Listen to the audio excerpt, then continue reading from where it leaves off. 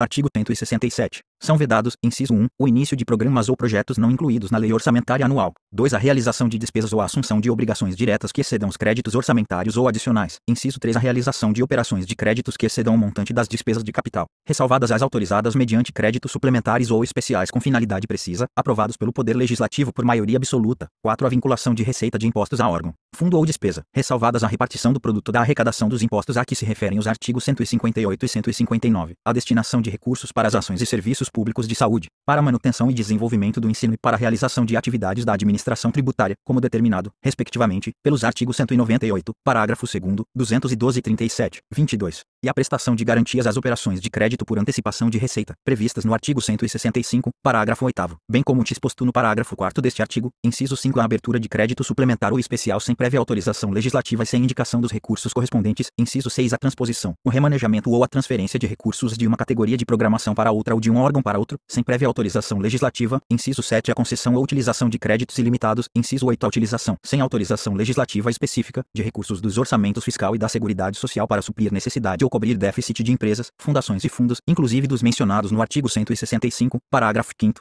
Inciso 9. A instituição de fundos de qualquer natureza, sem prévia autorização legislativa. Inciso 10. A transferência voluntária de recursos e a concessão de empréstimos, inclusive por antecipação de receita, pelos governos federal e estaduais e suas instituições financeiras, para pagamento de despesas com pessoal ativo, inativo e pensionista, dos estados, do Distrito Federal e dos municípios. Inciso 11. A utilização dos recursos provenientes das contribuições sociais de que trata o artigo 195, 1A e 2, para a realização de despesas distintas do pagamento de benefícios do regime geral de previdência social de que trata o artigo 201. Inciso 12. Na forma estabelecida na lei complementar de que trata o parágrafo 22 do artigo 40, a utilização de recursos de regime próprio de previdência social, incluídos os valores integrantes dos fundos previstos no artigo 249, para a realização de despesas distintas do pagamento dos benefícios previdenciários do respectivo fundo vinculado àquele regime das despesas necessárias à sua organização e ao seu funcionamento. Inciso 13. A transferência voluntária de recursos, a concessão de avais, as garantias e as subvenções pela União e a concessão de empréstimos e de financiamentos por instituições financeiras federais aos estados, ao Distrito Federal e aos municípios na hipótese de descumprimento das regras gerais de organização e de funcionamento de regime próprio de previdência social. Inciso 14. A criação de fundo público, quando seus objetivos puderem ser alcançados mediante a vinculação de receitas orçamentárias específicas ou mediante a execução direta por programação orçamentária e financeira de órgão ou entidade da administração pública. Parágrafo 1º. Nenhum investimento cuja execução ultrapasse um exercício financeiro poderá ser iniciado sem prévia inclusão no plano plurianual ou sem lei que autorize a inclusão, sob pena de crime de responsabilidade. Parágrafo 2º. Os créditos especiais e extraordinários terão vigência no exercício financeiro em que forem autorizados, salvo se o ato de autorização for promulgado nos últimos 4 meses daquele exercício, caso em que, reabertos nos limites de seus saldos, serão incorporados ao orçamento do exercício financeiro subsequente. Parágrafo 3º. A abertura de crédito extraordinário somente será admitida para atender a despesas imprevisíveis e urgentes, como as decorrentes de guerra, comoção interna ou calamidade pública, observado o disposto no artigo 62. Parágrafo 4º. É permitida a vinculação das receitas a que se referem os artigos 155, 156, 156-A, 157,